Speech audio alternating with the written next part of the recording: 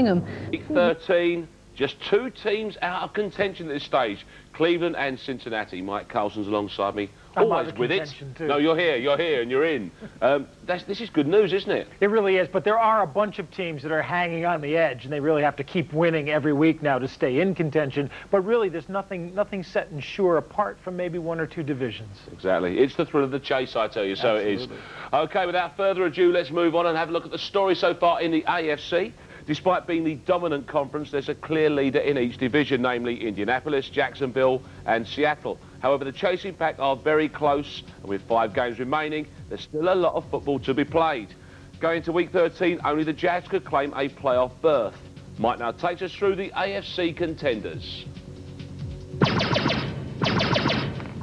On Thursday in Jacksonville, the Jags once again used solid D to shut down an opponent and provided just enough offense to win.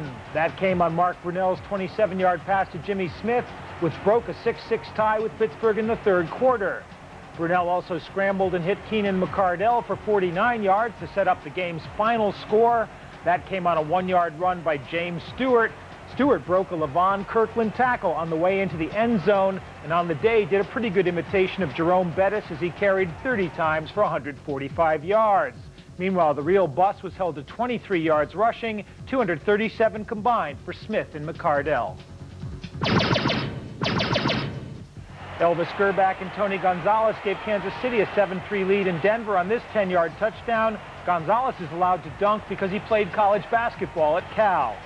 Olandis Gary put the Broncos up 10-7 with this 3-yard run. The score was 10-10 at the half. And it stayed that way until the fourth quarter when Tamarick Vanover took a Tom Ruin punt back 80 yards for the touchdown that won the game. Inexplicably, the Chiefs went for a 2-point conversion and missed, but they did hang on to win 16-10. Denver plagued by an inability to get out of bounds at the ends of both halves and stop the clock. Tony Richardson and Donnell Bennett combined for 146 yards rushing for the Chiefs. New England can't beat anyone in their division. Dallas can't win on the road, yet the Cowboys got a good start when Dexter Coakley intercepted Drew Bledsoe, but they had to settle for a Richie Cunningham field goal. Leading 6-3 in the fourth quarter, Bledsoe hit Kevin Falk with a 19-yard pass and run, which set up the game's only touchdown. And that touchdown came on a 3-yard run by Terry Allen. That gave the Patriots a 13-3 lead. They hung on for a 13-6 win. The key play was Bledsoe's 6-yard scramble in the fourth quarter to preserve the New England lead. Randall Godfrey had 11 tackles for Dallas, who've lost every road game since week 1. Turnover, Tony Banks and limping Patrick Johnson combined on a 78-yard touchdown to give Baltimore a 7-3 lead over Tennessee.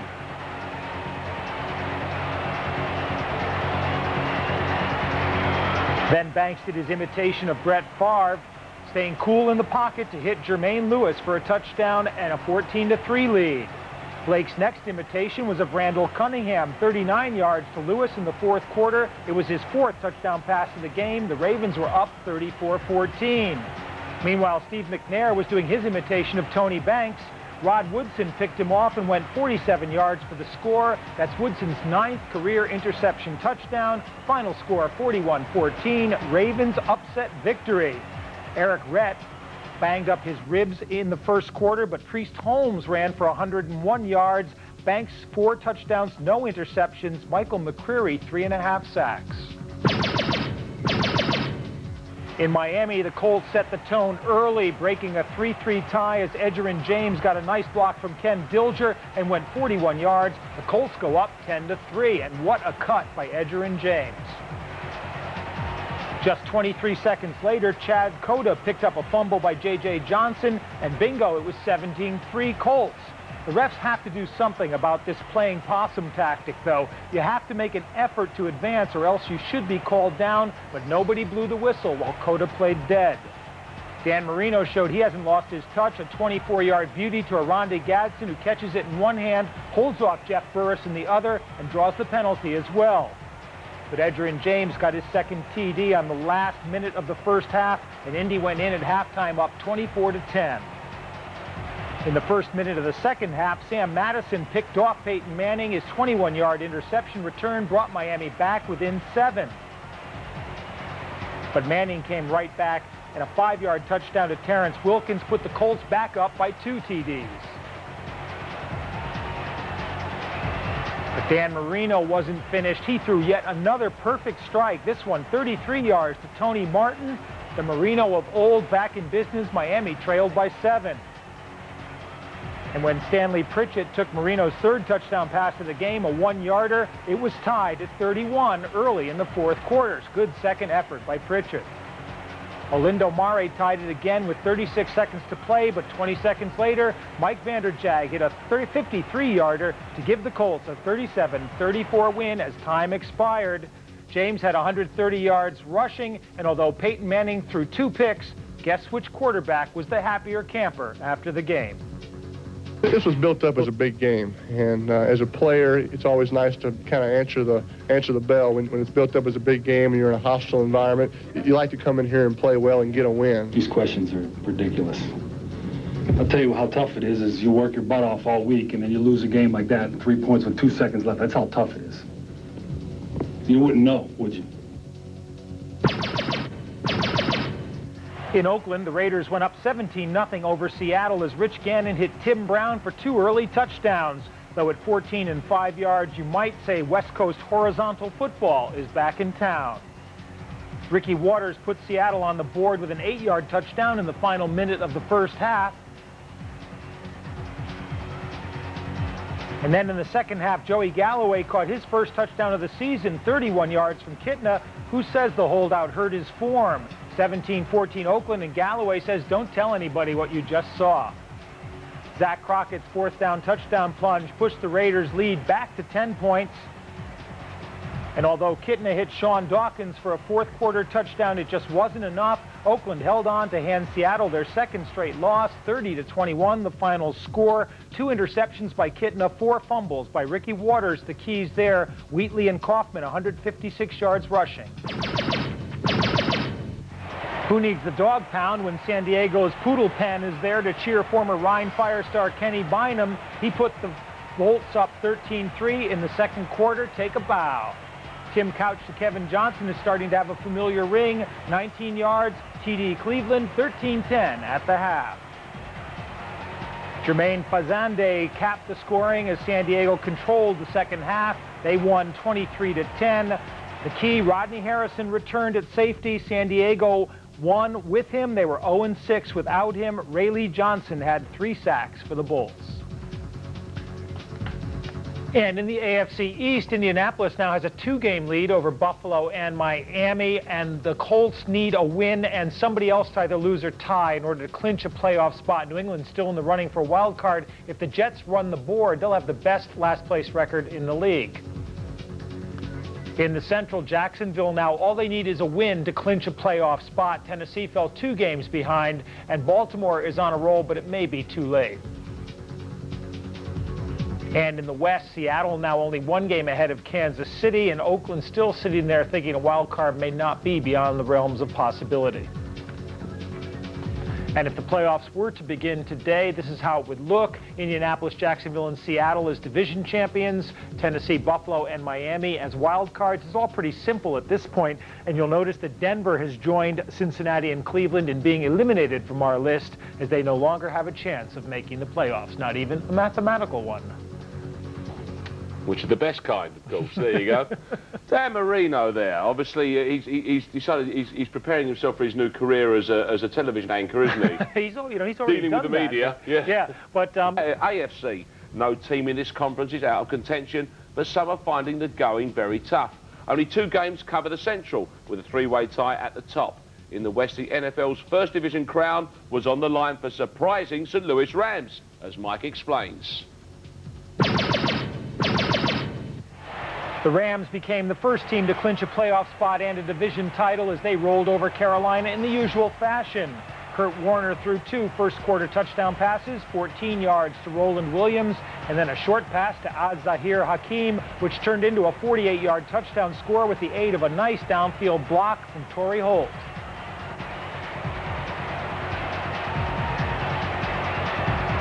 Warner and the Wizard of Az did it again. This time Isaac Bruce throws the key block. Holt hustles over to help. This one goes for 49 yards, and the Rams lead 21-0.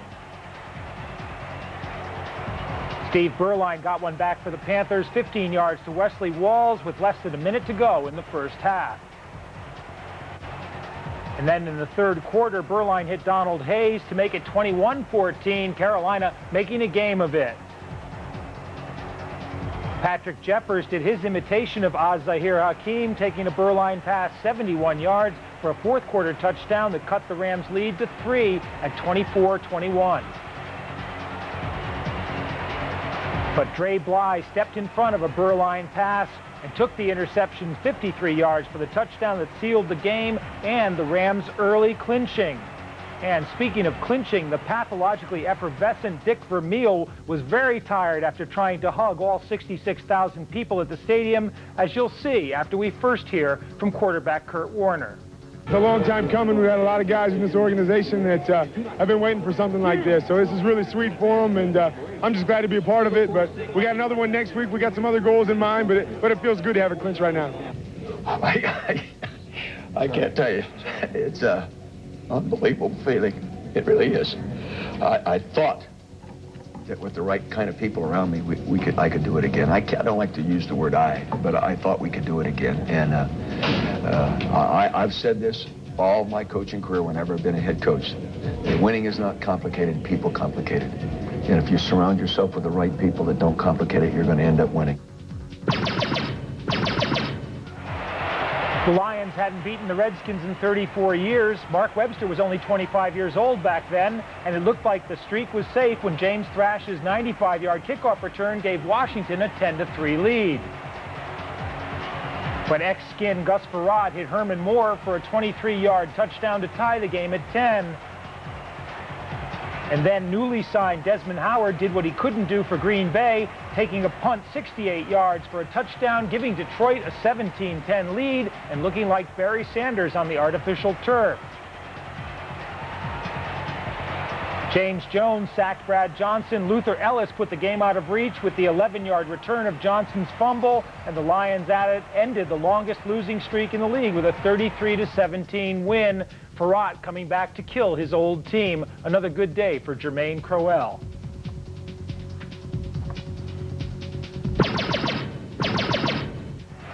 At Soldier Field, the Monsters of the Midway took an early lead on Barry Minter's interception of a Brett Favre fling.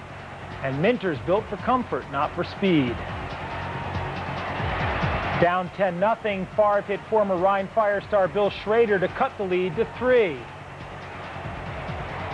Then William Henderson plowed through the mist to put Green Bay up 14-10. And as the rain got worse, Bears punter Todd Sauerbrunn started to have problems. He couldn't hold on to the snap, fumbled, and Keith McKenzie picked up the fumble. McKenzie comes running out of the fog to increase the Packers' lead to 21-10. Who do you take, McKenzie or Minter, in a match race? In the third quarter, Curtis Enos's touchdown brought the Bears within 2. Good second effort by Enos. But the Packers unveiled rookie DeMond Parker. His 12-yard touchdown run gave Green Bay a 9-point lead. And then Parker did it again, almost a carbon copy from 21 yards out. Green Bay went on to win 35-19. Parker 19 carries for 113 yards on the day. Shane Matthews started at quarterback for the Bears, replacing the suspended Jim Miller. Curtis Enos had 80 yards rushing and caught 7 passes.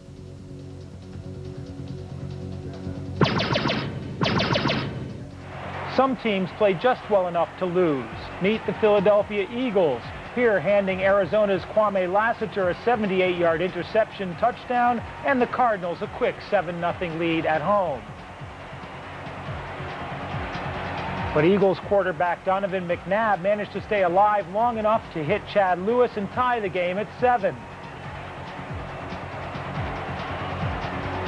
Then McNabb pump faked, Jermaine Douglas went deep, and McNabb's wounded duck managed to get there eventually. It didn't matter, Douglas was so open. It was a touchdown, and the Eagles led 14-7. It was 17-7 before Jake Plummer hit David Boston for a fourth quarter touchdown. And then Plummer's 3rd and 10 pass to Frankie Sanders set up a 1-yard touchdown by Plummer himself as Arizona won 21-17. Plummer was 12 for 17, 126 yards and 2 touchdowns in the 4th quarter.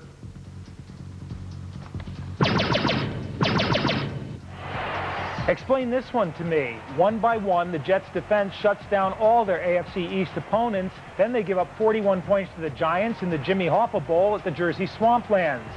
Amani was a malignant tumor this week, combining with Kerry Collins on a 61-yard touchdown after Joe Montgomery's early TD, and the Giants led 17-0. Ray Lucas hit Keyshawn Johnson to make it 17-7, and then Jason Sehorn broke his leg, out for the 2nd straight year after an injury against the Jets. Kerry Collins was looking like Y.A. Tittle. He hit Toomer for another touchdown, and that put the Giants up 34-7. Lucas threw his 3rd touchdown pass, this one to Wayne Crabette, to cut the lead to 13. But then Collins, who often throws more like Joan Collins than Y.A. Tittle, combined with Toomer for their 3rd touchdown of the day, this one for 80 yards to seal a 41-28 win. Ray Lucas threw for 4 touchdowns, Collins threw for 3, but the key was running. Montgomery had 111 yards, and Curtis Martin only 6 yards on 4 carries for the Jets.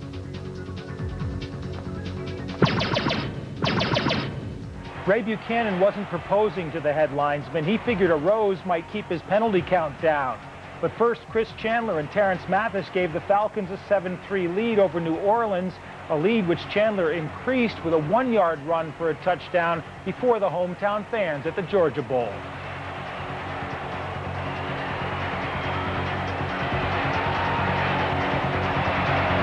Or even the Georgia Dome. Chandler hit Tim Dwight for a 46-yard touchdown to give the Falcons a 21-6 lead at halftime.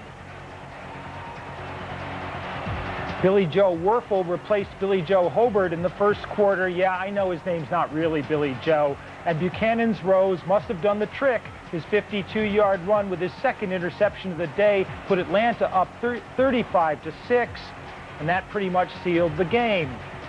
Even though Werfel waggled his way into the end zone from 29 yards out, it was too little too late for Coach Ditka's Saints. Atlanta win the Dixie Duel 35-12.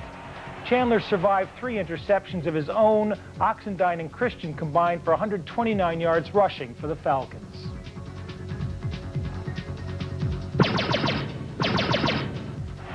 Finally, Bruce Coslett did the impossible, winning 2 games in a row as Corey Dillon put the Bengals up 7-0 over the visiting 49ers. San Francisco's Charlie Garner made it 10-7 Cincinnati. But after that Niners score, Jeff Blake and Carl Pickens began to pick apart the beleaguered Niners secondary. This Blake to Pickens pass gave the Bengals a 17-7 lead. But tell me, do you think he really caught the ball? The official doesn't seem to think so. Blake to Darnay Scott now, and Ken Norton and Darrell Walker both can't tackle him. Scott goes all the way for the touchdown. The Bengals lead by 14. Jerry Rice was back in his old form. Jeff Garcia hits him for a touchdown that brings San Francisco back within 10 in the 3rd quarter. Now Garcia's flutter ball catches Rice waiting under it, but it's still good enough for a 55-yard touchdown, and the Bengals lead is down to 6. But Corey Dillon got back into the act, catching the ball this time, and this TD makes it 37-24 Cincinnati. Then after another Garcia touchdown pass, Blake threw his 4th of the game, again to Carl Pickens. It gives the Bengals a 44-30 win over fast-sinking San Francisco.